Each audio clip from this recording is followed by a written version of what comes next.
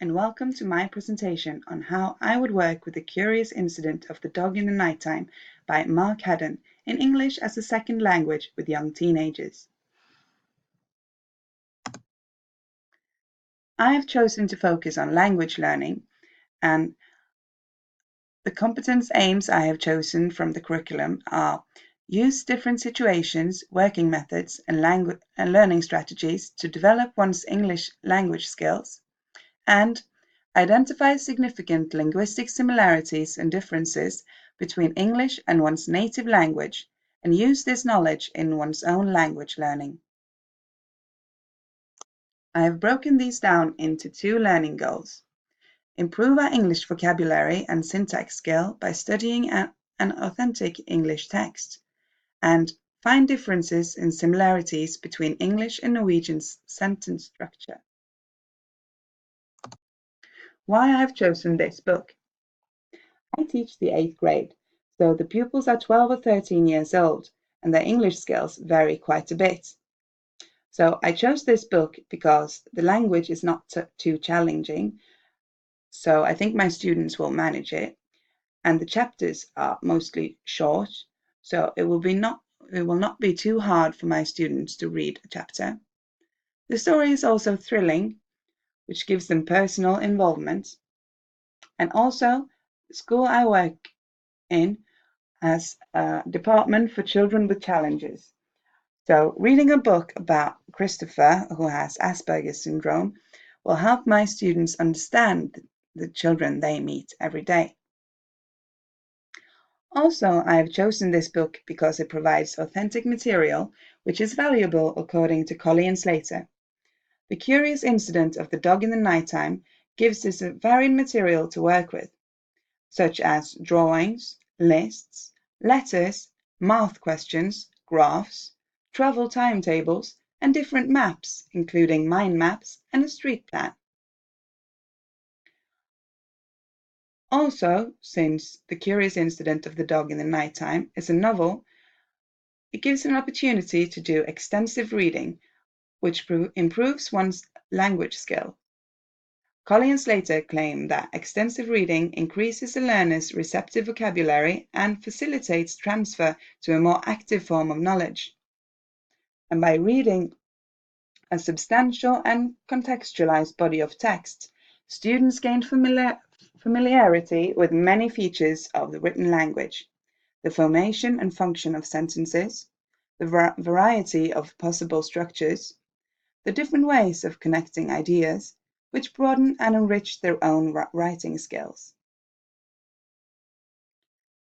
As suggested by Colley and Slater, I have created a variety of student-centered activities in effort of maintaining the pupils' interest and involvement in the book.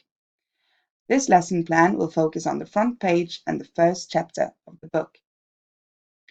I will spend quite some time on pre-reading activities to get the pupils interested in the story, to increase their motivation for reading. First, I will show the picture and ask the pupils, what do we see? What do you think this book is about? What sort of book do you think this is? Is it a romantic novel, mystery, fantasy, horror, humor, fairy tale? What title would you give the book? This creates a forum for conversation and discussion that will help engage the students and spark their curiosity. Then I will show the front page entirely and ask the students, is the title similar to what you thought? What sort of book do you think it is now? Did you like the title? Why or why not? This allows the pupils to reflect on how varied titles can be. The titles the pupils have created are probably quite varied, so it is likely we have many different titles to consider. This also provides valuable exercise in giving reasons for our opinion. Then we start our first reading. I will read the first page for them while they follow the text in their book. I have chosen to read for them instead of having them read for many reasons. The English level varies, so many will be reluctant to read an unfamiliar text out loud in class. By reading for them, I am modeling English pronunciation and intonation as well as I'm able to stop and ask the class if they know the Norwegian translation for words and phrases that might be difficult. I do this to make sure everyone understands and to learn new words. In the first page, I think some students might be uncertain about words like lawn, garden fork, cancer, road accident, certain, muzzle, and the opposite side. I will also write these words on the blackboard for the pupils to copy down in their book when I have finished reading the chapter, for additional learning by writing and to keep as their own dictionary. Next, we do a little bit of intensive reading. By studying differences and similarities in English and Norwegian sentence structures in a few sentences, I asked the pupils, how would we write these sentences in Norwegian? I do this to make them aware of how the sentence structure is different in English. I have chosen these two sentences. Its eyes were closed, and but the dog was not running.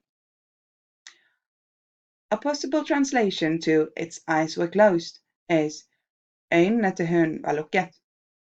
I asked the students if they can see any differences between the two sentences. Probably the students will notice that in Norwegian the subject øynene is placed before the subject complement til hunden, while in English the subject eyes is placed after the subject complement it. In the second sentence, but the dog was not running, a possible translation is men hunden løp ikke.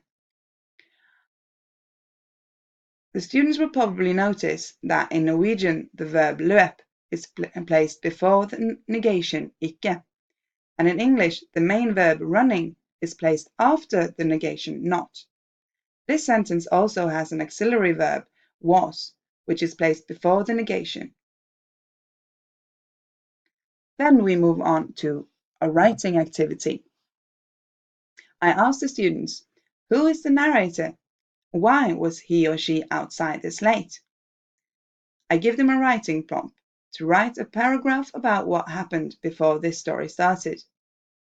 The pupils have probably already reacted to the fact that chapter 1 is named 2 in this book, and are probably wondering why, and maybe wondering if there was a chapter 1 that was cut away, or if the teacher is hiding it. The pupils mostly like creative writing, and it improves their language skills. Imagining who the narrator is also a good pre-reading exercise for the next chapter. The pupils are then told to read their text to the person next to them. It is fun to share, and speaking English helps develop their oral skills as well. Many of my pupils are reluctant to speak English in class. Such small oral exercises in pairs help them improve their oral skills and boost their confidence. As Colley and Slater write, pair and group work are now well established as a means of both increasing learners' confidence within the foreign language and also of personalizing their contact with it. Sharing also broadens the mind, and they can get inspiration from each other. When they're finished, I invite pupils to read their text to the class. This enables some of them to shine. Others will be reluctant to read in front of the whole class, but they will often be willing to let someone else read their story to the class. This way, we get to hear many creative versions of what might have happened before this chapter started. Here are my sources, and thank you for watching and listening.